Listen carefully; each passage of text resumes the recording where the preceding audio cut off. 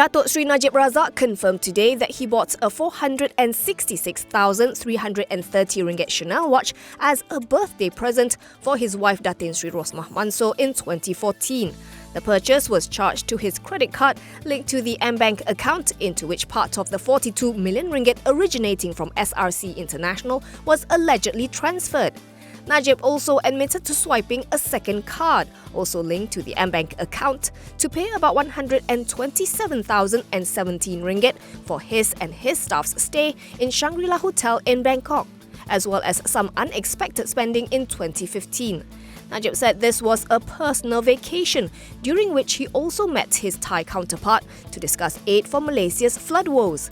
Despite it being his right to claim back the expenses from Putrajaya since he was working on his holiday, Najib said he chose to use the money that allegedly came from the Saudi royal family instead, since the funds were his to spend however he wished. As for the 3.28 million ringgit he swiped across 8 transactions with Swiss luxury jeweller Di Grisogono in Italy, Najib explained that the purchases were gifts intended for the then Qatar PM Sheikh Ahmed bin Jassim Al Thani and his wife, who were in the habit of giving presents to Rosmah. He said it would have been unbecoming to return the favour with anything less than their position and generosity.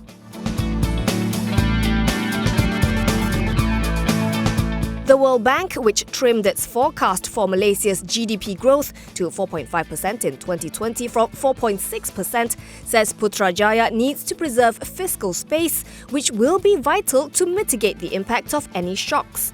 Mara Warwick, World Bank Country Director for Brunei, Malaysia, Philippines and Thailand, believes Putrajaya can do more to raise government revenue without affecting low-income households. For instance, it could implement measures such as making personal income taxes more progressive, broadening consumption taxes, and lifting exemptions on selected non-essential items. This, she says, will help create fiscal space for development and social spending to boost shared prosperity. The World Bank launched today its 21st edition of the Malaysia Economic Monitor, which, among others, said slowing income growth among lower-income households and young workers has contributed to perceptions of being left behind. It said although median incomes continue to outpace inflation, salary growth rates for low-income Malaysians slowed between the years 2014 and 2016. Meanwhile, the median employment income for younger workers aged between 20 and 29 grew at an annual rate of 2.4%, compared with 3.9% for those who are 40 to 49 years old.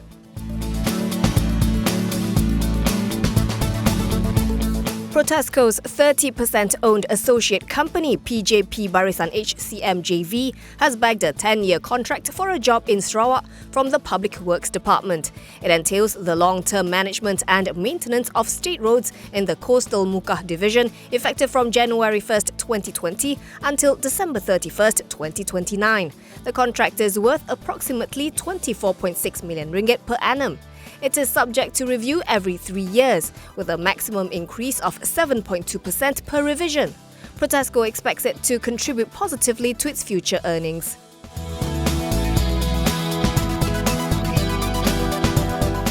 Britain's biggest supermarket chain Tesco is eyeing a possible exit from Malaysia and Thailand. In a filing to the London Stock Exchange today, Tesco said following inbound interest, it has started a strategic review of its businesses in the two countries, including an evaluation of a possible sale. It added that the evaluation was at an early stage, and there can be no assurance that any transaction will be concluded.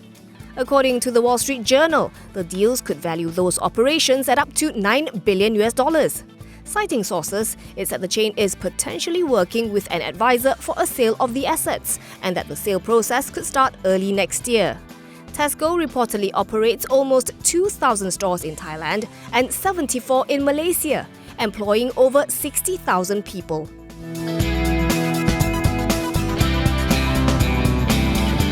Sanichi Technology says China's state construction giant, China State Construction Engineering Corp or CSCEC, has shown interest in its halal gelatin industrial park, touted as the first of its kind in Malaysia and ASEAN.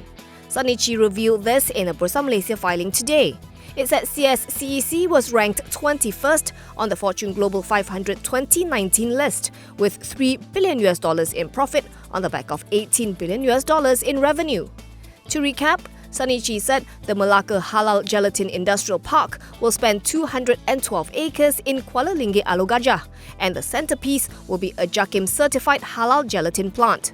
The plant will be coupled with related downstream industrial activities for applications across diverse industries and sectors, such as pharmaceuticals and cosmetics. The development has a potential GDV of up to 1.3 billion ringgit and will be completed in 2 phases over the next 5 years.